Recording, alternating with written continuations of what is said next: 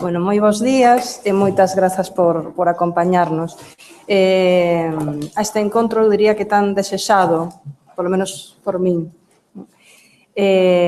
porque ter nesta mesa a Ana, que, como comentaba Ramón Villares, é quen nos convoca aquí, non? Ela e a súa obra, e a tres persoas moi importantes,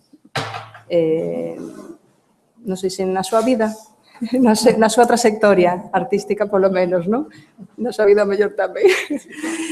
Entón, vou presentar brevemente a Ana ou lembrar mínimamente, non? A súa formación, porque ás veces damos as cousas por feitas, non? E temos moitos currículos moi longos, pero hai cousas que hai que ter en conta, sobre todo, para entender ou para situarnos no que estamos a falar hoxe, non? Ana formouse en dúas escolas en Barcelona, na Massana e na Elisava, e formouse en deseño. Iso é importante tamén a hora de entender o achegamento que ela fai á fotografía e tamén o contexto no que ela comeza a traballar en Barcelona, na Ciudad Bella, e as súas fotografías dunha cidade semioculta, unha cidade non moi visible, danlle a ela o primeiro alento, non?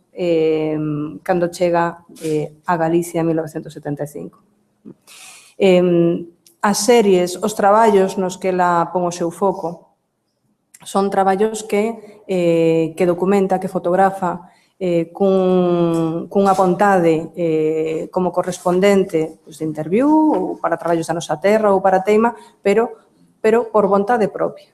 Son achegamentos que ela fai a contextos que despois non son publicados, pero temos que ter en conta, ao ler a súa obra, que moitos responden a unha publicación. Porque cando estamos a ver as fotografías nunha exposición ou cando estamos a ver neste volume que despois veredes, está baixo o comisariado, baixo edición dunha persona, non? Pero iso forma parte dun feito, forma parte dun contexto e a súa primeiro ollar co público foi nunha publicación. Ela marchou porque non podía traballar aquí xa a gusto, non? Por presións políticas, policiais, que non sei se o mesmo. Non é o mismo. Pero despois, cando ela chega cando volve a Barcelona, non pode traballar como ela quere. Non lle deixan, non pode, despois nos comentas. E despois dun traballo en paralelo que ela fai como realizadora e xa na televisión, ela continúa e sigue a facer series e continúa a fotografar. Entón, ela cando di que ela non se considera artista, porque non sei que entenderá Ana por artista, pero se considera fotógrafa, fotógrafa sí, porque ela entende o mellor nunha categoría como se a fotógrafa fose estivera artista aquí a fotografía, non sei, o intúo. Pola humildade que ela ten, pero non é así, xa sabemos que non é así, non? Iso está máis que asumido, pero é o teu posicionamento. Entón, eu quería que fixéramos varias intervencións breves e, sobre todo, aproveitando que estades aquí, que estamos aquí, mantivésemos tamén conversa, non?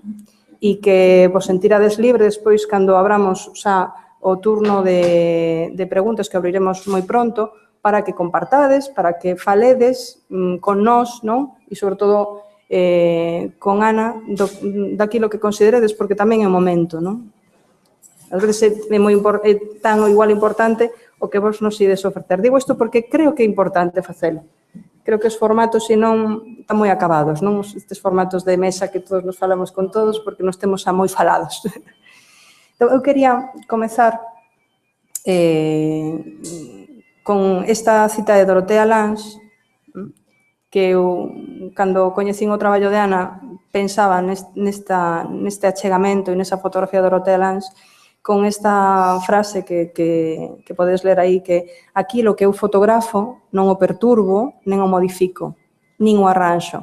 O que fotografo procuro amosalo como poseedor dunha posición dada, sexa no pasado ou no presente.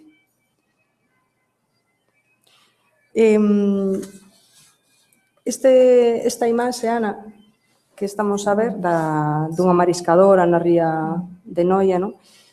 Fala dunha das series nas que ti tes especial interese, polo menos eu cando revisei o material realizado neses anos, hai unha vontade que moi clara sobre fixar, sobre achegarse o traballo no mar, non? E en concreto da muller no mar, non?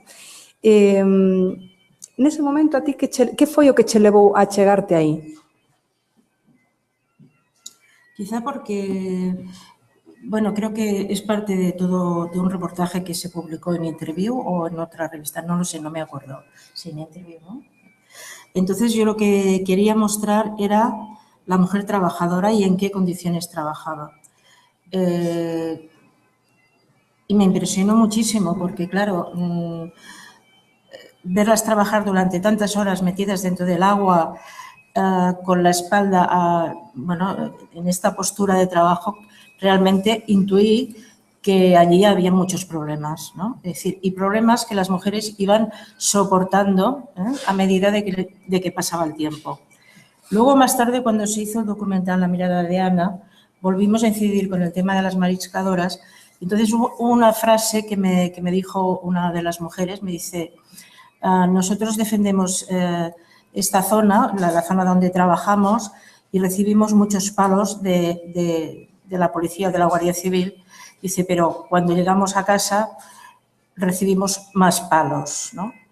Entonces, a mí eso me quedó muy grabado porque realmente daban la situación en que ellas vivían, en que era un trabajo muy poco valorado, pero que en cambio suponía o supone una fuente de ingresos impresionantes para los intermediarios, y en cambio ellas recibían muy poco por lo que realmente costaba sacar, por ejemplo, el berberecho, ¿no? Y bueno, yo ahora, como parece que tengo como una especie de primavera dorada de nuevo, pues quiero acabar este trabajo de las mariscadoras, porque son unas mujeres muy luchadoras, con mucho genio, con mucha fuerza, pero realmente hay que explicar bien cuál es su problemática, sus enfermedades de consecuencia de trabajo que no están reconocidas, es decir, muchas situaciones, ¿no?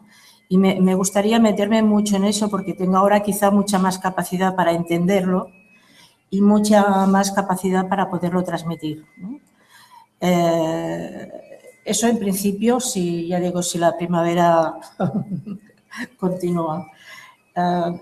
Pienso además que es una manera de reflejar el impacto que siempre me ha producido la mujer gallega a mí, ¿no? Es decir, que vengo de una sociedad mucho más, en estos momentos, bueno, muy más desarrollada, por decirlo así, por decirlo, a la sencillez de la vida de estas mujeres y de su lucha para que su casa siga adelante, es decir, criar a sus hijos, etcétera, etcétera. Cosa que, por ejemplo, hablar de esas situaciones yo creo que es muy importante para darles el valor justo que tienen, ¿no? Un pouco sería isto. E cando fixeches estes traballos sobre mar tamén hai unhas series que fixeras en Pontevedra, na ría de Pontevedra, onde as mariscadores e mariscadores son xitanos, non? Sí, do pobo xitano.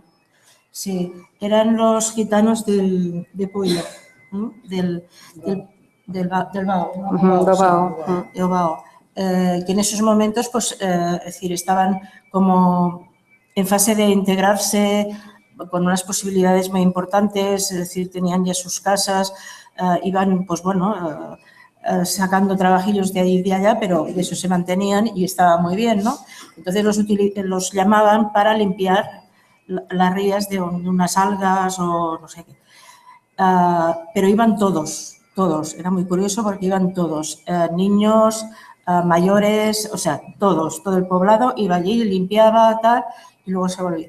Eso a mí también me impresionó porque no era tan solo, es decir, es aquel concepto de, oh, es que los niños trabajan. No, no.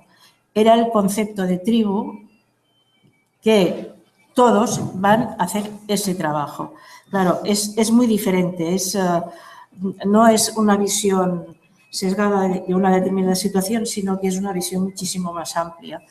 Y eso, por ejemplo, a mí es una cosa que me gustó mucho, ¿no? Es decir, mientras tanto hay una foto que a mí me gusta mucho, que es una madre gitana que está atando los cordeles de los zapatos al niño mientras está trabajando, ¿no? Es decir, que incluso en esa situación ellas ejercen su maternidad, es decir, cuidan de sus hijos, tienen que trabajar, les dan el trabajo más sencillo, pero tienen que trabajar porque la tribu lo necesita.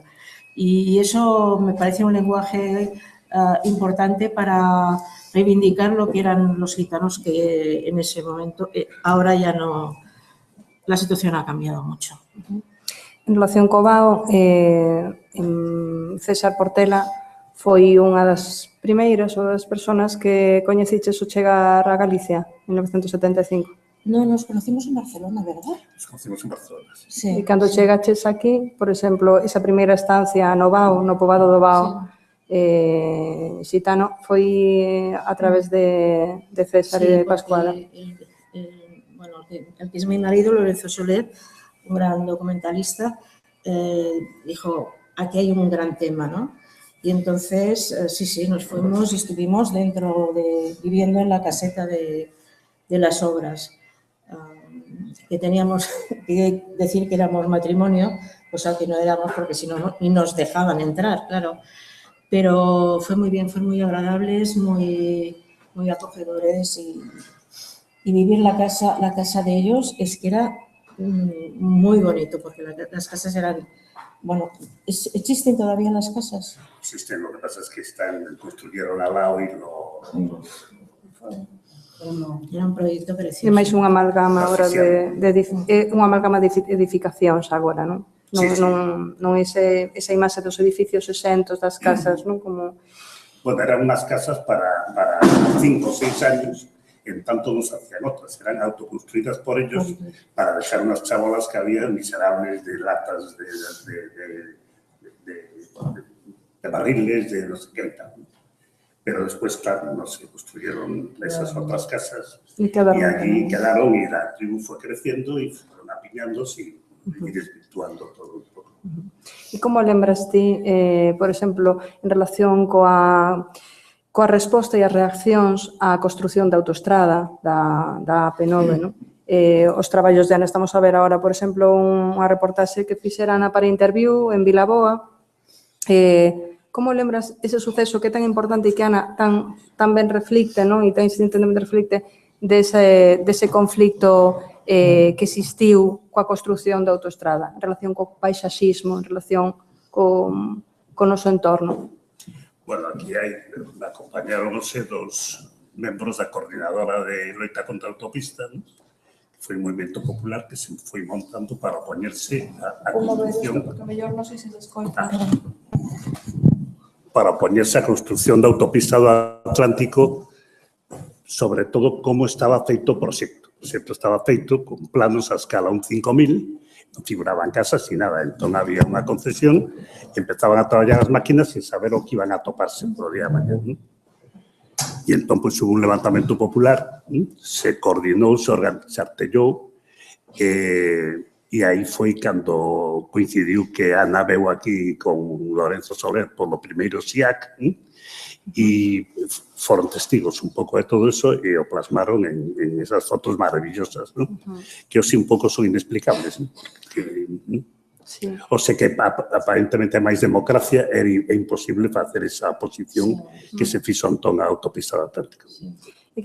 Eu o que sí percibo, e sobre todo en xeracións máis novas a vos, non? Que en relación con estas imaxes de Ana, este feito e esa resposta á autoestrada pois é como descoberta, non? Como se non existira, como se eses feitos e esas reivindicacións e esa contestación, aínda que se documentou e aínda que está na Vallada, non? De Lorenzo Soler tamén, pero como é interesante tamén revisar desde agora, non solamente como autora e o seu ollar, senón tamén eses feitos que sucederon ou o tema da comunidade de montes, non? E como se había esa reivindicación dos montes veciñais, non? E como eso é algo que continúa a pasar, non? En relación coa paisaxe. Outra das persoas que neses anos coincidides, aínda que ti estás fora, Margarita, e no 78, non? Que coincidides aquí en Santiago. Non coincidimos Antes. Sí, a ver, conta con... no 76. No 76. Pero con ela, por exemplo, outra... No, con ela foi para unha reportaxe da nosa terra sobre o alcoholismo. Sobre o alcoholismo no 78. Pero sí que coincidíamos, por exemplo, en Miraboa, con fotos. nos conflitos, claro, estábamos as dúas para darlle, digamos, para transformar aquilo en noticia, no meu caso, e no dela en imaxe. E tamén cando lle despois lle proposo, non, a compra desta imaxe do Día da Patria do 78. Sí, pero tamén está aí. Aí xa é no 79, non? Cando tinha isto, era unha exposición que ela facía en Sargadelos. No, antes. Cando el cartel. No día da... Eso é no 78, eso do suyo 78, pero mellor... Bueno, son anos... No que o cartaz, sí. Porque a partir da entrevista le propoño a UCG que merque esa foto para facer dela o cartaz na temática. Agora non a estamos vendo, non te sei. Non. Ya tedes no libro, ya tedes... Na exposición non está o sí. Na exposición está o cartaz. Sí, na exposición está o cartaz. Igual que estaban os montes. Porque a foto é eso, é para multiplicarse en soportes diversos. Esta dependencia da foto de moitos elementos é interesante. Do real sempre e do soporte que poña en relación co público, porque se algo é constitutivo da foto é que depende da fotógrafa, que depende de ti, que depende do real, que depende desa... Por iso ten esa alteridade incorporada. E despois, a partir de aí, non ten sentido se non pasa ao público. Portanto, é un gran elemento de construcción do espazo público. Nese sentido, o cartaz era tamén construcción do espazo público, como é unha manifestación, como é unha intervención calquera.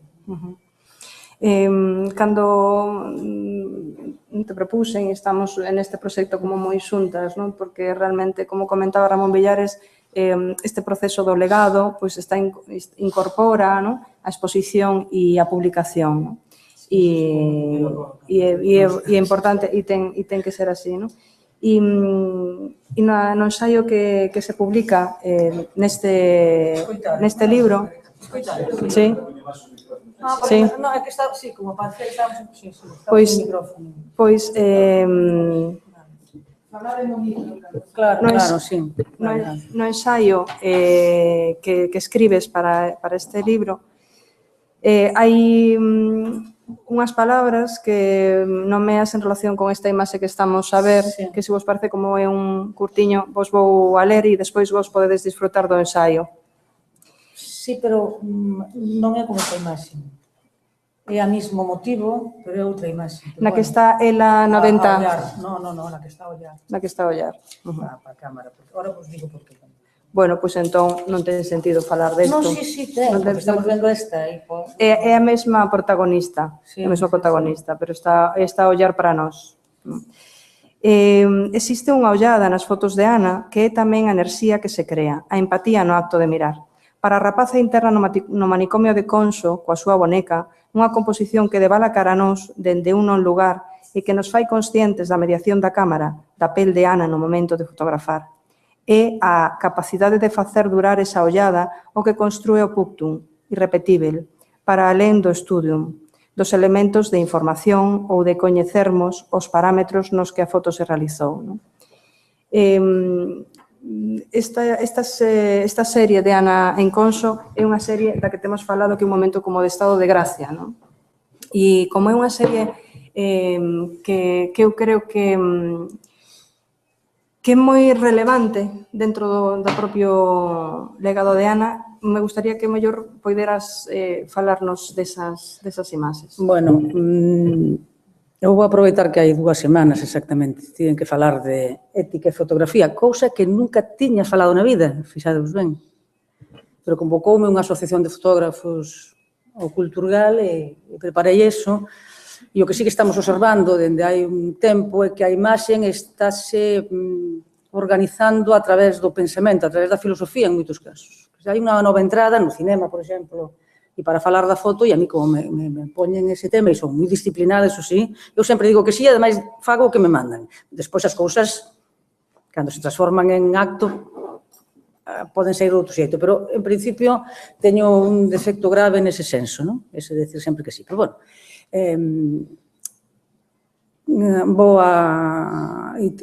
empezo a pensar en algo tamén moi recén nun congreso que sae o nome de un filósofo moi citado para o cine, cando el nunca citou o cine, me parece que só citou unha película de Charles Chaplin, que é Emmanuel Levinas, porque fala constantemente de a ética da alteridade.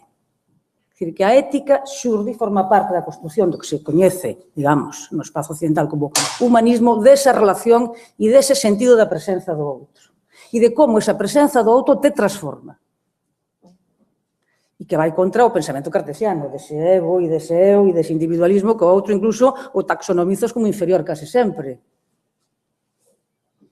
As mulleres nos medían a cabeza no 19 para ver si efectivamente o noso cráneo normalmente é un pouco máis cativo, era, e entón, a partir de aí entrábamos nun segmento inferior, con etnias, con determinadas clases sociais, aquelas historias que se facían en manicomios, en cárceres, en hospitais, esta historia da foto antropolóxica, bueno, era todo un sentido de ese individuo patriarcal e que era o que daba a medida do resto. Entón, ese sentido de alteridade na foto é tan constituinte, porque a foto non existe sin outro, e non existe sin ese encontro. Pódese facer a nivel técnico, obviamente. Entón, realmente, o que tengan nas fotos, e por eso as fotos de Ana funcionan como algo que tamén nos transforma, é que ela mesma foi transformada polo acto fotográfico. E vese moito ao longo do seu traballo. Cando vai a Ancares, cando vai aos manicomios, cando vai a autopista. E esa experiencia da foto, que é o que nos está preocupando agora, facer as cousas como, incorporalas como a túa propia experiencia do mundo, bueno, é o que Benjamin realmente definía, que agora tamén está sendo moi utilizado polos chamados artistas, o poño moi entre comiñas. Eu podo entrar aí a discutir agora o que será. Eu tamén digo, é fotógrafa. É cineasta. Que é ser artista?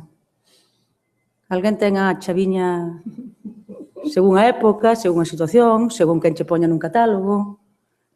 Quedámonos con unhas definicións que é transitar ou non transitado, polo tanto. Nese caso, Ana, artistaza. Non, porque é o único, aquilo que te arriscas a entrar no oscuro. O único fragmento que eu sei de Juan de la Cruz, entremos máis adentro, na espesura, que sempre funciona moi ben. Esa entrada en algo ignoto que te vai impregnando. E o que tes que acceder non só, con todo o corpo. Bueno, pois a facer estas fotos tes que acceder con todo o corpo, a encontrarte coa rapaza da boneca. E despois hai outra cousa que a Ana leva para o seu traballo, que é esa capacidade de encadrar. Este é o mundo que lle interesaba nese momento. Hai moitos mundos aí dentro, por exemplo, nesta imaxe, pero hai o signo esencial é a boneca, que se transforma nun símbolo que aparece noutras imaxes, por exemplo, cando tú me falabas de sacar a da bandeira, a do que foi cartaz, que ali o símbolo sería a bandeira coa estrela, a estrela como tal símbolo. Estes símbolos concentran significados. Esa boneca é o que chama o Didier Bergman, unha exposición maravillosa que se chaman soulèvement, levantamento, o sí desexo, ese que falamos sempre. Como nas peores situacións somos quen de mostrar para alguén que o queira recibir o que desexamos, inda que non sexa realizável, porque as forzas ás veces son moi limitadas. E iso está en moitas imaxes de Ana. E estes obxetos van connotando. Por iso eu, e iso sí que o descubrí agora ao traballar de novo sobre Ana, o das camas. As camas como marca de clase e como algo que nos acompaña toda a vida. A min, as camas, despois descubro que gardo todas as na miña casa de Castro de Rei, fun gardando todas as camas. Como era máis pequena, unha que me pintaron de azul para ver se dormía nela, que nunca me gustou e nunca dormí nela, porque era pequena ademais, etc. Pero vou guardando as camas aquelas de ferro que hai en todas as casas, é curioso isto. E entón, agora me decato de que despois vexo e empezo a velo como obra artística na obra de Mónica Alonso, que traballa con camiñas, nas situacións máis duras, como a instalación que ten agora no cárcere de Lugo, no vello cárcere que pasou a ser museo, nas celdas das presas, que ocuparon as presas represaliadas, as roxas, e aparecenme nas fotos de Ana constantemente. E como ela traballa con ese elemento. E, por lo tanto, estes obxetos tamén que aparecen nas fotografías de Ana van levándonos cara a un significado que moitas veces estaba latente e que agora vemos de outro xeito. Por iso que estas imaxes tamén as reactualizas cada vez que as ves e pasan a formar parte da tua experiencia como parte da experiencia da fotógrafa. Pero se non se dá ese encontro, e se non eres consciente, a persona que fai unha fotografía, que estás dependendo absolutamente de ser real, nunca se producirá o que decía Benjamín de que a imaxe arde en contacto co real. Ese é o sentido da imaxe arde, que despois artistas transforman nunha alegoría de outra historia. Pero, bueno, realmente, se vamos a Benjamín e se vamos ao materialismo, que Benjamín tamén, toda a súa parte que non ten que ver con digamos, coas cousas de pesar e medir, senón precisamente con poñer o corpo, poñer a sensibilidade, poñer todo o que somos como persoa naquilo que estás a facer nese momento, aí é cando a imaxe arde en contacto co real, e cando se producen esas imaxes en estado de gracia, non? Que é un termo que ven moito do cinema, que a min ao comezo non me gustaba, teño que decirvos, e sigue sin gustarme moito, pero quero que alguén me axude, os estudiantes que estades de foto, se me axudades a dar con outra frase, que non seña estado de gracia, pero é por as connotacións que estamos agora a escoitar, e das campás e religiosas, non é por outra cousa. Eu son neso neso non son moi inclusiva, non?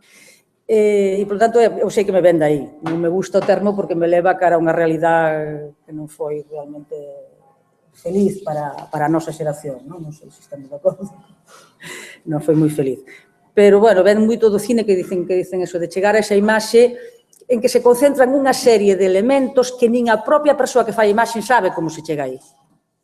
Eso dice moito o Duchet sobre Jean Renoir, sobre determinadas imaxes de A regra do xogo, que dice o propio Renoir, e por seu carácter seguramente, nunca soubo como chegaba aí, pero chegaba a facer esas secuencias, esas imaxes que transmitían, nese caso desa película, que dura 39, o que iba a ser realmente a gran catástrofe en poucos anos, non? Que cando o século se troncen dous coa chamada Segunda Guerra. Bueno, un pouco eso o que me traen sempre estas e outras imaxes. Neste caso, obviamente, ten toda esta connotación de espazo de control, de material moi precario. Esa é outra das cosas de Levinas que di, realmente a ética é ese encontro que te transforma, que sabes, que digo, tocada desa relación con ese real, e que ao mesmo tempo ese real se te amosa na súa fragilidade. É importantísimo. E claro, aquí temos esa precariedade tamén. É dicir, un real impositivo, para entendermos, a foto oficial é que deberíamos anulala. A foto oficial, me refiro dos actos oficiais, que son os bodegós, que son sempre os mesmos bodegós, se en vez de cara lles poñemos aquelas cosas que facían de poñerlles unha cabaza e tal, sería igual, as veríamos igual, porque non ves, esas fotos non as ves. A foto constante dos mesmos persoeiros e facendo as mesmas cousas, o mesmo ritual. Cando realmente entra a ética aí, cando entra esa relación, cando ese real, como todo real, sábese frágil e depende tamén do outro. Por lo tanto, nese caso, o rostro é importantísimo. Bueno, claro, a importancia do retrato en fotografía. Ven de aí. Ese ollar directo á cámara que moitas destas imaxes en situación de reclusión e nas peores condicións danse. E danse porque se crea esa relación, neste caso, con outro material e coa mediación que a cámara. E aí chegar, a transitar eso. Como fotógrafa, pero que non é... Coido que temos que deixar de decir, alguén se chama artista é fantástico, alguén se chama cineasta é fantástico, alguén se chama performer é fantástico e alguén se chama Ana Turbau é fantástico. O sea, transversalizar ese modo de nomear, non? porque senón vamos ter sempre moitos problemas para situar cada peza. Eu comentaba, non? Facía esa piscadela o que comentaba Ana, porque Ana cando dixo de fotógrafo e artista parecía como que ela... Xa sei. El artista, bueno, no. Bueno, pues é moi donde mismo. As palabras son palabras e as nomeamos e as anunciamos. No, pero hai unha xeración moi maltratada, Sí. moi maltratada por esa connotación. Pero con eso é moi curioso, porque con eso rematou, sabedes quen? Claro, aí estamos falando de alguén que non se mostraba como frágil, que é Oliviero Toscani, o fotógrafo, gran fotógrafo daquelas campañas de Benetton, que dixo, vamos a ver, un día lles dixo en Arles, aos franceses, e as francesas que son el amor da imagen, porque toda a imaxe nace valía, tamén o merecen, non? E fan da fotografía un obxecto público, o sea, fan dela que se poda utilizar, senón quedaría privatizada para fins comerciais. E entonces dices, sí, xa sei que os franceses sodes fotógrafos, eu fago fotos. Ele poñase sempre así, eu fago fotos, o sea, no que é ese traballo de construción de unha imaxe. O Toscani ali no que era unha especie de, me parece que era un anfiteatro que era ali romano, calquer cousa aí que hai en Arles, que eran esas sesións que nos maltratábamos mosquitos e había un cheiro a citronel que nos mataba tamén, pero aparecía e sempre discutía esas cuestións. Además, o decía así, porque era realmente directísimo. E entón, acabou con esa historia, non? Que cando mete o peor do real na publicidade. E que sabedes que ten que deixar de traballar para ver cando mete o corredor da morte dos Estados Unidos, non? Das cárceles en publicidade. Bueno. Podemos seguir máis. E nesta mesa está tamén Cristina Celi, que é unha persona moi importante na revisión da obra de Ana Turbao. Elas, ademais de encontrarse antes, o que a mí me interesa máis, non neste caso, é a exposición de Tan lejos, tan cerca, que Cristina comisarias para... está en Foto España, ¿no? Y está también en dos espacios más, en Foto Colectania y en San Telmo. Sí, fue una coproducción de Foto España con la Fundación Foto Colectania de Barcelona, entonces se presentó hace, yo creo que ya son 3 años, Sí. 3 años casi, Sí. en Foto España por primera vez. Y era una revisión de lo que se denominó el nuevo documentalismo en fotografía, que un poco surge en la década de los 70, cuando realmente hay una especie de renovación del panorama fotográfico en el país, en el sentido de que precisamente se rechaza, por ejemplo, el término de fotografía artística porque tiene connotaciones que claramente lo relaciona con el mundo de la fotografía de aficionados y de las asociaciones fotográficas, pero en cambio sí que nace el concepto de fotógrafo como autor con voz propia, no el fotógrafo que trabaja exclusivamente atendiendo pues yo qué sé, a una campaña publicitaria o a una fotografía, una instantánea para un periódico que además en aquella época muchas veces ni siquiera el fotógrafo tenía control sobre cómo se iba a publicar la imagen, ¿no? Era el editor del periódico el que... Bueno, al lado de todo esto, de esta lucha por que se reconociera la fotografía como un medio de expresión también personal, aparte que podía ser utilizado en muchos ámbitos y de formas muy, muy distintas, surge este nuevo documentalismo que, a diferencia de lo que había hecho la generación anterior, intenta alejarse un poco de esta visión humanista para acercarse a realidades tanto urbanas como rurales, que hasta ese momento pues no se habían hecho visibles, no se habían conseguido visibilizar. Pero además estos trabajos se se presentan como proyectos personales, o sea, no son encargos, sino que son los autores, son los fotógrafos los que deciden adentrarse en realidades que les interesan por X motivos. En el caso de Ana, cuando entra en contacto con la realidad gallega, pues sintoniza con toda una serie de problemáticas sociales, de reivindicaciones que hace propias, porque es verdad lo que decía Margarita, ¿no? Que la fotografía surge de esta transformación que sufre el fotógrafo a través con la realidad a la que se enfrenta, pero lo que pasa es que no siempre sucede, ¿no? Evidentemente, en el caso de Ana sí, ¿no? Y bueno, estos son proyectos, por lo tanto, personales que no obedecen a encargos y además son proyectos a largo plazo que se desarrollan en tiempos largos.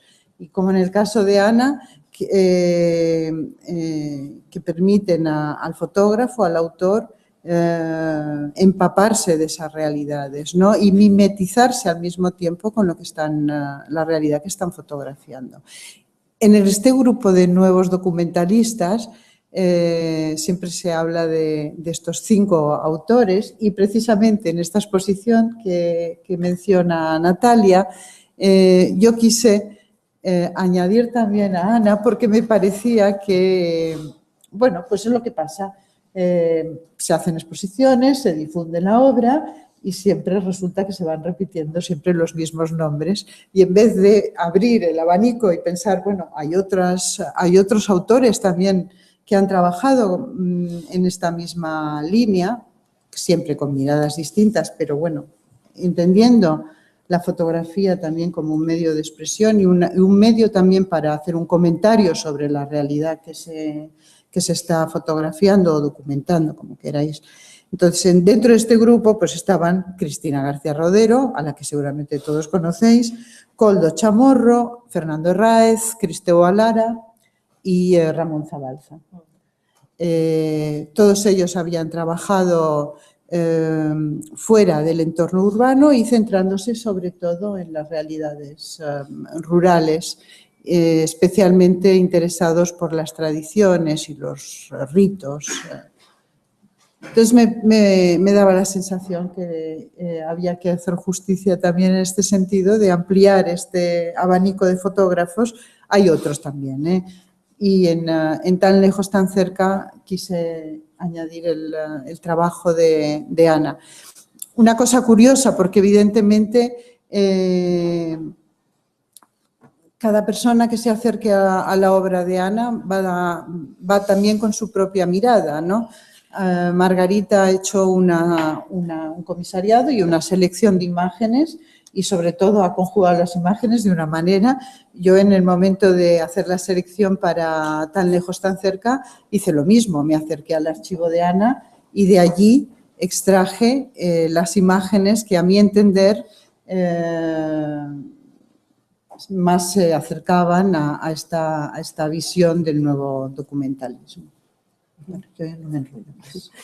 E eu vos convido a ler o ensaio de Cristina Celic que está incluído tamén no libro do que falaremos despois. 500 fotos, non? Sí, pues o libro, sí, máis de 500, pero bueno, falamos despois porque senón se son os mesmos, despois non nos ides escoitar se falamos a do libro. Sí, sí. Sí, o libro tenta ser un primeiro reflexo dese legado que é un legado de 10.000 imaxes, non? De máis de 10.000 imaxes, de 12.000, podríamos decir casi. Bueno, por manter un pouco o que comentábamos ao principio, porque creo que pode ser interesante, se vos parece oportuno, a non ser que queredes comentar algunha cousiña en relación co que falamos agora na mesa, podemos abrir, se vos parece. Sí, por eso, sí. Si me pos esta foto. Sí.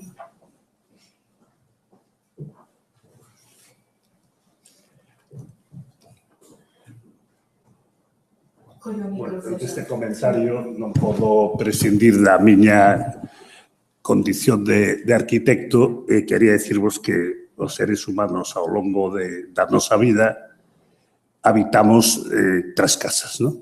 A primeira e a máis importante é o noso corpo. a segunda, a casa familiar, a casa donde nacen nuestros fillos, morren nuestros pais, vivimos e morreremos seguramente nós, ¿no? A terceira, a casa social, que é un pouco a aldea, o barrio, ou a vila, ou a cidade, onde pasamos a maior parte do tempo. Fora destas tres, unha cuarta podría considerarse o mundo, ¿no? E dentro de pouco teremos seguramente unha quinta, que universo, cando estamos moi empeñados en destruir, en desfacer este mundo, teremos que descubrir un novo e irnos para lá, ¿no? A esta segunda casa, a casa familiar, refírese esta foto, ¿no? Esta foto que é unha foto da destrucción dunha casa polas máquinas que da autopista do Atlántico, que nin sabían que existía e cando chegaban ali se atopaban con casa había que tiralas, verdad? Gracias a esa loita que tamén fotografiou Ana, a autopista separou 2 anos e tuveron que facer 3 veces as pontes sobre as carreteiras que existían e sobre a autopista, 3 veces o número que tiñan previsto, non encher e atascar vals, non cortar traídas de agua, etcétera, etcétera, non? E esta foto, como vedes, capta a angustiosa mirada do can que desde o exterior contempla a situación que acompaña a súa dona, non? E plasma a angustia que mostra esta muller dentro da cociña da súa casa en tanto que unhas máquinas cavadoras a destruyen, como decía. Decía Aldo Rossi, amigo e admirador de Ana Turbao, que o conocimos aquí e o pasamos moi ben no ano 1976,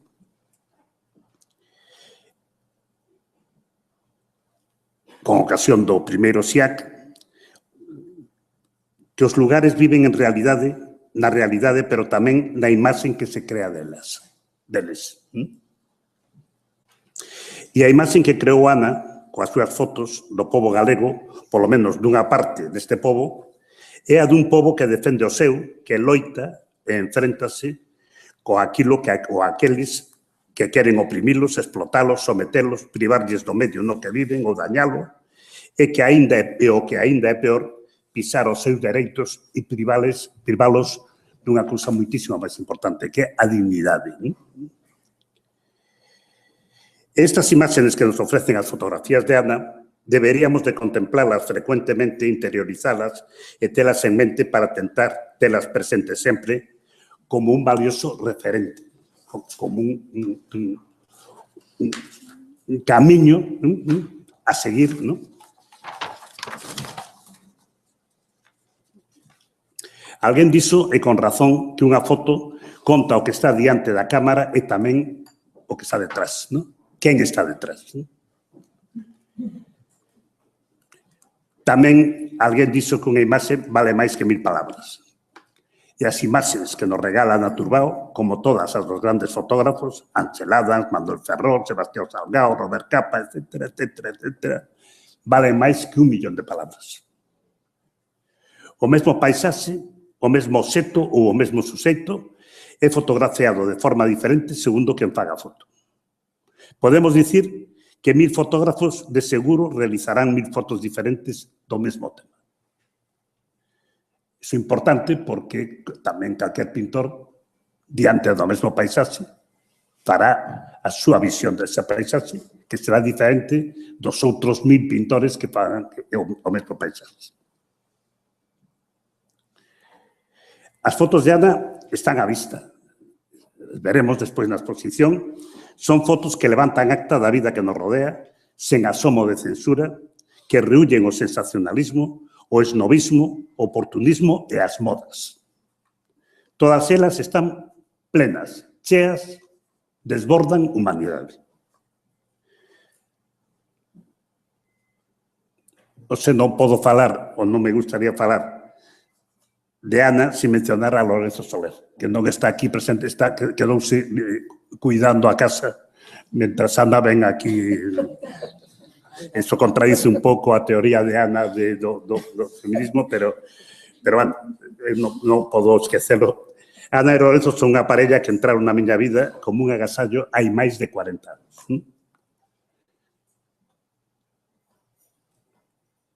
Dun e doutro habería que destacar o seu altísimo nivel profesional, aínda que sexa unha redundancia pola miña banda o mencionalo porque está á vista.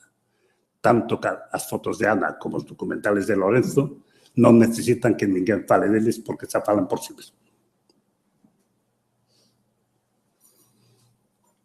A min hoxe, aínda que brevemente, gustaría apuntar a súa calidade humana e a súa generosidade que tiven ocasión de contemplar e gozar ao longo dos anos que lles coñezo e no medio do fragor de 1000 batallas, a loita contra a autoestrada do Atlántico, un documental que se titula Unha navallada na nosa terra, a loita do rural galego pola propiedade dos montes, o Monte Onoso, as vivendas de xitanos en Campañó, o primeiro SIAC, etcétera, etcétera, etcétera. Ana e Lorenzo, pido que yo fagas chegar, douvos as gracias en nome dese pobo galego por participar dos nosos problemas, asumilos como propios e por regalarnos este tesouro fotográfico que fará indeleble unha parte da nosa historia. Plena de dignidade. Moitas gracias e que saibades que aquí sempre, seguides tendo a vosa casa e vos agardamos moitos amigos. Isto vou decir en castelán por si non me entenden ben, Cristina. E por si non queda claro, voy a repetirlo en castellano. Que sepáis, muchas gracias y que aquí tenéis vuestra casa y unos amigos para siempre. Nada más.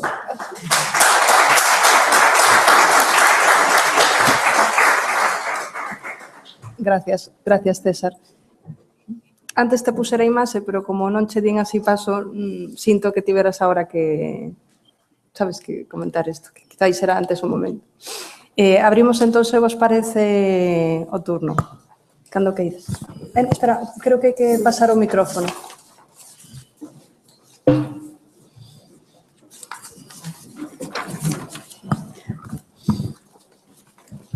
Sí, Ana, eu tamén quería darche as gracias, porque isto é unha documentación pública do pobo galego. E coido que a túa condición de muller, como esas mulleres que reflexas aí, falan da túa xenerosidade. Tú faz isto porque eres muller e xenerosa. E isto é algo que caracteriza as mulleres tamén. Mas tamén é moi importante esta documentación, porque eu que teño edade estas imágenes, nos vai a permitir, porque as imágenes non minten, reconstruir a historia do pobo galego que nos levan contado na nosa propia vida. E isto é gravísimo, porque nos contan un discurso que nada ten que ver ca realidade desde fai anos. Desde os anos 70, nos lo contan a nós, o exportan, e, consecuencia deso, moita xente do pobo galego ten interiorizado. E iso é gravísimo, gravísimo. Entón, eu quero darche as gracias por isto. E só vou decir dúas cousas. A loita da autopista está denostada hasta tal punto que eran os que se opoñían ao progreso. Pero hoxe en día, pola construción desa autopista como se fixo, 2/3 partes da poboación se acumulan nun tercio do territorio. Porque Galiza non está ben comunicada aínda hoxe, nin cos fondos europeos. Esa é a primeira cuestión. E segunda cuestión, porque isto bota por terra esa historia de que Galiza é un matriarcado, que tamén nos meteron no cerebro hasta dentro. E é un país escrito ca loita, sobre todo das mulleres. E iso é moi importante. Por lo tanto, moitísimas gracias pola túa xenerosidade.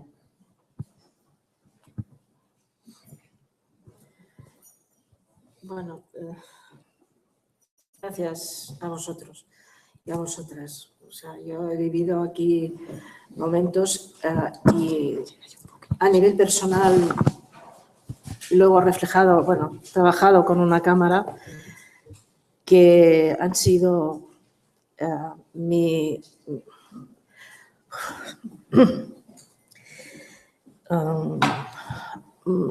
aprendizaje como persona.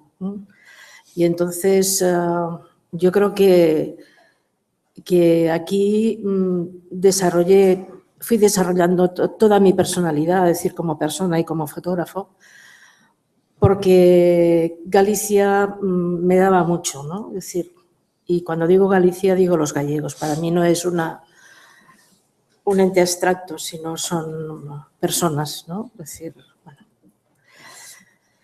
bueno. Pero sobre todo tú me das las gracias, pero yo os la doy a vosotros, porque me hicisteis persona, ¿no? Que luego lo transmití con la cámara y quise... yo vengo de una familia con mucho silencio y poder transmitir humanidad, lucha y una serie de sentimientos para mí fue muy importante, porque por fin pude sacar cantidad de experiencias muy negativas del silencio político que vivía mi familia, y aquí me pude explayar y definirme, ¿no? Por eso que creo que este trabajo que os presento aquí, que os entrego con mucha alegría y mucha intensidad, veréis también el desarrollo de una persona que necesita, después de tantos años de oscurantismo, empieza a ver una luz, ¿no? Y va a saco a por él, ¿no? Es decir, con todo lo que yo podía ofrecer, sencillamente, ¿no? Y traerlo aquí ahora y que se quede aquí y organizarlo bien para que se pueda ver y tal, para mí es el final de un camino de mi vida personal. Es decir, ya no hablamos de fotografía, sino hablamos de Ana Turbao, ¿no? Entonces, yo os lo agradezco muchísimo. Es decir. Unha cuestión máis, algún comentario?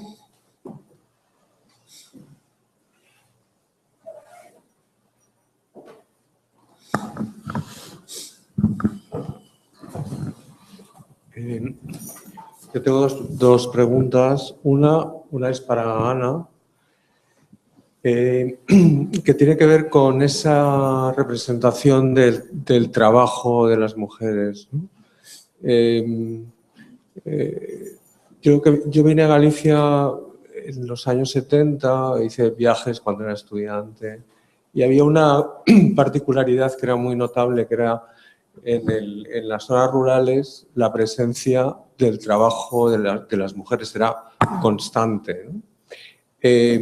Y ha habido explicaciones sobre ese trabajo que era el reflejo de la situación de la emigración de los hombres, bien a América o bien a Europa, y sobre todo a Europa en ese momento, aunque la emigración también era de las mujeres, ¿no? Pero aún así me da la impresión, y la lectura que tengo a partir de tus fotografías, es que hay una cosa más estructural de la autonomía o autoconciencia de las mujeres en Galicia, de una manera especial, o de la construcción que han hecho, que han realizado en relación con el trabajo. No sé cómo lo viviste tú y cuál fue tu mirada. Y luego tenía una pregunta para Portela, en relación a la arquitectura de ese poblado para la comunidad gitana, si durante el proceso de realización de ese proyecto hubo comunicación con la comunidad para decidir o tomar decisiones con ellos sobre la estructura de las casas o la articulación. Y a partir de esa fotografía que hemos visto de la cocina, si en todo ese proceso de la autopista no hubo previas expropiaciones, sino que llegaba, es una cosa que me ha impresionado porque lo desconocía, esa idea de llegar las grúas a un sitio y arramplar, ¿no? Eso, vamos, es como alucinante, por decirlo de algún modo. Y me imagino la sorpresa de Ana de encontrarse ese tipo de situación sobre la marcha, ¿no? Haciendo fotografías de la grúa que está demoliendo la casa, ¿no? Bueno, yo es que en los años que, bueno, cuando empecé aquí, aunque, bueno, había empezado en Barcelona, pero realmente, y empecé a fotografiar mujeres, es que, a ver, yo no era como muy consciente, es decir, de lo que está, bueno, a ver, ¿cómo lo digo? Sí que era consciente, pero no lo tenía interiorizado, ¿vale? Entonces, para mí fue un descubrimiento paulatino, ¿no? Que, claro, cuando ibas a hacer fotos, pues te encontrabas con una determinada situación. De allí aprendías algo, ¿entiendes? O sea, o te provocaba mucho impacto esa situación, ¿no? Entonces, claro, en esa época había mucha más vida rural, entonces las mujeres estaban casi siempre solas. Me encontré una realidad que yo no había vivido en mi vida y, claro, porque yo venía de una situación muy diferente, es decir, de Barcelona, pues bueno, había mujeres que trabajaban, pero no con esa dureza, no con esa soledad, no con esa problemática, es decir. Y poco a poco fui conociendo, a través de eso, del contacto con ellas, de hablar o simplemente fotografiarlas, pero fotografiarlas, es decir, mi manera de estar delante de un hecho no era voy a hacer una foto, no, sino voy a hacer un trabajo para explicar lo que estoy viendo, ¿entiendes? Es decir, bueno, hay la famosa frase, voy a quitar una foto, ¿no? Es decir, no, es decir, yo iba a hacer un trabajo de comunicación, de entendimiento, de comunicación para trasladarlo a otros espectadores que lo van a ver con unos determinados ojos. Entonces, al final, bueno, a cabo del tiempo, yo aquello que ves tus contactos y tal, y era abrumador, pero no tan solo porque yo había hecho, sino porque era así. O sea, así estaba la situación de la mujer. A mí lo único que me producía, yo no sé si, vamos, entiendo el problema de la inmigración, entiendo el problema, es decir, yo puedo entender todos los problemas, pero lo que no jamás podré entender era el estado de abandono y de supervivencia que vivían esas mujeres, ¿no? Mujeres mayores, bueno, para mí era muy duro. O sea, hay una fotografía en el libro, creo que también en la exposición, que es una mujer mayor que va vestida con lino tejido con telar manual, es decir, y que va llevando un carro de bueyes y está totalmente doblada, totalmente doblada. ¿Qué se puede decir delante de una foto así? ¿Entiendes? O sea, muda, callada y con un respeto hacia esa mujer porque está sobreviviendo ella y Galicia, ¿entiendes? O sea, era una mezcla de sentimientos tan profundos y tan que, bueno, que a mí me desarmaban. Y lo único que podía hacer era hacer la foto, estarme callada y que esa foto llegara donde tenía que llegar para que todo el mundo se enterara. Y si no, guardarlas, como han sido guardadas las muchas. Eso es lo único, porque era una cuestión de respeto. Todo tuyo, César. Me preguntaste dos cosas. Una, lo de la casa. Sí, había un plan de expropiación, pero era tan aberrante el plan de expropiación que la gente no se lo creía. La expresión de esa mujer que vimos antes es que no se podía creer que le tiraran la casa, que había sido el esfuerzo de ella y de su marido y de todo para ahorrar dinero para construir esa casa, que además la tenía como un espejo por dentro ordenadita y de repente te entra por la ventana, porque no te lo crees, no te vas, y dices, pero ¿cómo me va? Entonces, como la obra tenía un ritmo, ¿verdad? No se paraban en barras, ¿verdad? Entraban allí donde no éramos capaces de pararlos. Y los paramos, ¿no? Los paramos. Pero esa es una imagen que cuenta un poco o resume esta obra de la autopista. Que es verdad, ¿no? Que parecía que era oponerse al progreso, ¿verdad? y cuando se titulaba ese documental Una navallada na nosa terra, es que cortaba Galicia de arriba abajo y la separaba, porque ahora se mitigó mucho porque hicieron 2 o 3 veces el número de puentes y de pasos, pero antes eran desde Vigo hasta La Coruña, había, pues me parece que eran 20 pasos o una cosa así. Con lo cual quiere decir que con el minifundio que hay en Galicia, tú tenías aquí tu casa y todas las fincas que estaban a 100 metros, tenías que andar 7 kilómetros para llegar allí. Con lo cual, tenías que deshacerte de esas fincas o abandonarlas. Y así era en todo el tramo de todo.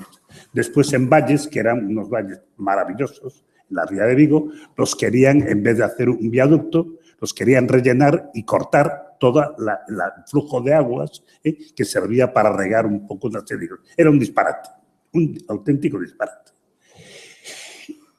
Eso con respecto a lo de la casa. Con respecto a lo de los gitanos, yo acababa de llegar a Pontevedra, mi estudio, y un día me dice, ¿te quiere ver Dorita Riestra? Dorita Riestra era la hija de unos aristócratas de Pontevedra, de los marqueses de Riestra, ¿no? Que te quiere hacer un encargo, que me dijo que quiere hablar contigo, un conocido de Pontevedra. Y dije, hombre, no sé qué me puede encargar Dorita, pero yo a Dorita no le voy a hacer nada porque Dorita tiene una visión del mundo, creo yo, distinto a lo que yo entiendo que hay que hacer en arquitectura. Bueno, un día se presenta Dorita en el estudio y dice, mira, viene el padre, un padre que era un fraile que hacía labores sociales. Dice, venimos a verte porque lo que queremos es que encargarte unas viviendas para unos gitanos ahí en Campañón. Pero claro, no tenemos dinero. Ya te lo decimos. Lo primero, para que no te hagas ilusiones, no podemos pagar honorarios. Y dije, o sea, era el primer encargo, ¿verdad? Yo dije, bueno, voy a tener un poco de dinero para pagar el alquiler de este mes. No te podemos pagar honorarios porque es una labor social, etcétera, etcétera y tal. Bueno, y además tienes que ayudarnos a pedir dinero a los contratistas o a pedir material a los contratistas para que los gitanos, que son los gitanos que viven en Campañón, puedan hacerse sus casas. Entonces, me puse a hablar con contratistas de Pontevedra, unos de unas viguetas de hormigón, otros nos facilitaron, ¿no? Otros nos dejó un encargado y empezamos la autoconstrucción. Bueno, empezamos no, porque el proyecto tuvo muchas vueltas, porque yo tenía una mentalidad de arquitecto de que tenía que hacer unas viviendas sociales, y las viviendas sociales que yo tenía en la cabeza eran completamente distintas, más agrupadas, con espacios comunes y tal, y ya el primer día ya vi que ellos no querían eso, ¿no? Ellos querían, cada uno se dormía en su casa, ¿verdad?, porque decían, no, mire, no, si nos gusta mucho la idea, pero nada, que no, porque no querían compartir con otra familia, porque son familias que a lo mejor venían con unas carretas de viaje y te querían alojarlos en su casa y tal, querían tener su independencia. Pues funcionaban como una tribu, pero cada uno en su casa, ¿no? Y su casa que tenía que poder alojar hasta 12 hijos, ¿no? O sea, tú fíjate, eran 9 familias, que una población enorme y dándole vueltas dije, bueno, pues esto yo creo que estaría bien hacer una cosa como un vagón de literas, pero al mismo tiempo que recuerde esas carretas de los gitanos que vienen y como si hubieran venido de excursión y se hubieran parado ahí, ¿no? Las hubieran parado. Y entonces de ahí salió la tipología de esas casas, ¿no? Que después se ve que funcionó, porque debajo estaban elevadas para absorber el desnivel del terreno sobre unas patitas, no tocaban el suelo, no había humedades, y debajo pues podían echar una manta, secar ropa, poner un gallinero, echar una manta y echar la partida allí o tocar la guitarra, etcétera, etcétera, ¿no? O sea que les funcionó, ¿no? Pero, claro, esas cosas es muy importante. Yo nunca había hecho unas viviendas para los gitanos. Los gitanos no son unos clientes comunes, ¿no? Tienen su propia mentalidad y son como muy claros en lo que quieren, ¿no? Porque, en el fondo, lo que tienen miedo es que si le empiezas a cambiar cosas, acá desaparecen, ¿no?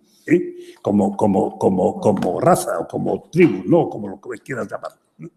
Y entonces nos tuvimos que someter un poco a eso. Lo autoconstruyeron ellos, ¿no? Trabajaban allí. La condición que le había puesto el cura es que para que hacerles las casas, que los niños fueran al colegio.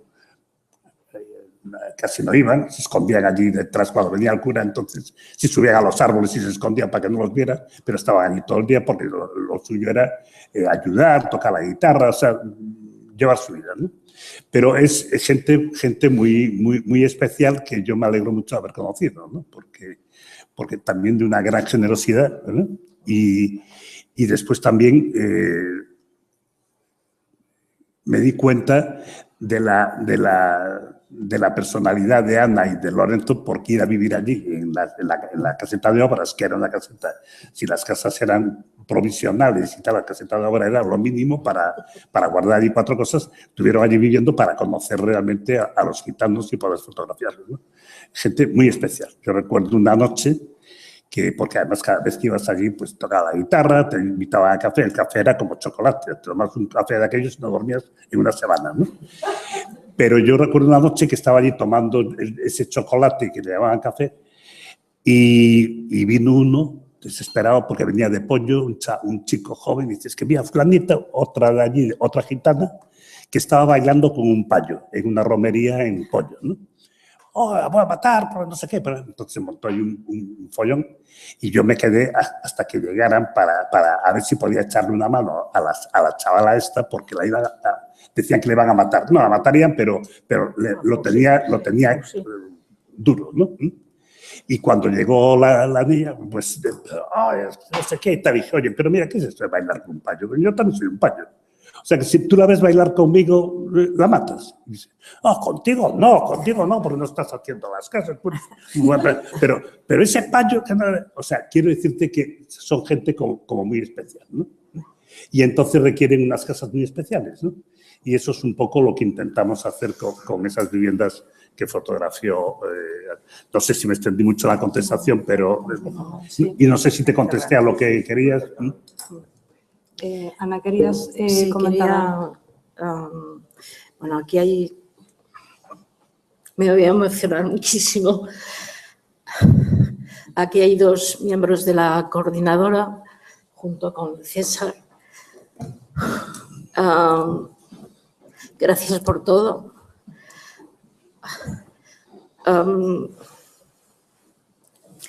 Sois para mí un ejemplo en seguir batallando en las cosas que yo puedo hacer.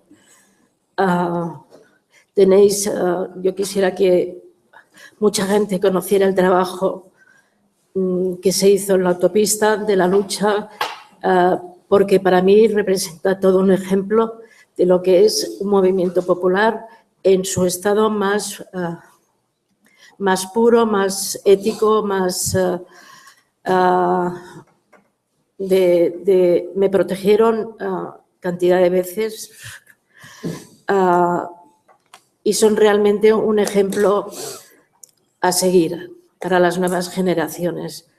Las nuevas generaciones, por favor, mirar al pasado porque hay mucho que aprender. Y de la coordinadora, gracias por todo.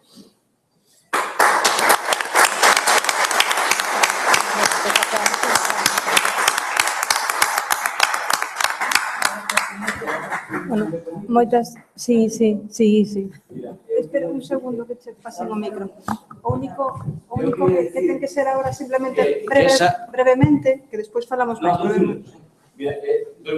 Eu queria dicir que esa foi unha loita que Ana fotografiou, unha loita de mulleres na vanguardia.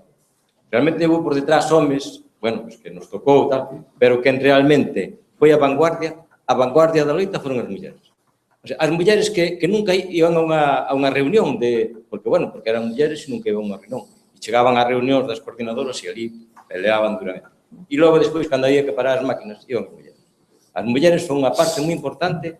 O sea, o feminismo empezou en Galicia nos anos 60, cando as mulleres se foron a traballar ás fábricas, se quitaron aquel gorro que levaban cando iban á misa, aquel velo, non? E dixeron, bueno, pues aí se empoderaron as mulleres, e cando eu, e non só nesa loita, porque foi nas probas e foi todo eso, as mulleres tomaron o mando, e ali ti terás fotos enfrentándose á Guardia Civil ou enfrentándose ás máquinas e parando a ser as fotos dramáticas, que eran fotos dramáticas, verdad? Con E entonces- paraugas, parando con paraugas, ou Sí, parando co que tiñan a man. Pois eso, corpos. ese é o traballo importante e, efectivamente, que a xente que, agora que se está falando de feminismo, que realmente está vendo unha nova segunda revolución, que a xente nova, efectivamente, que mire para eso. E máis nada, moitas gracias. Encantado de...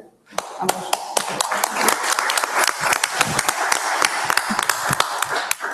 Echamos así, se vos parece, a mesa redonda e en 5 ou 10 minutiños facemos a presentación do libro. Gracias.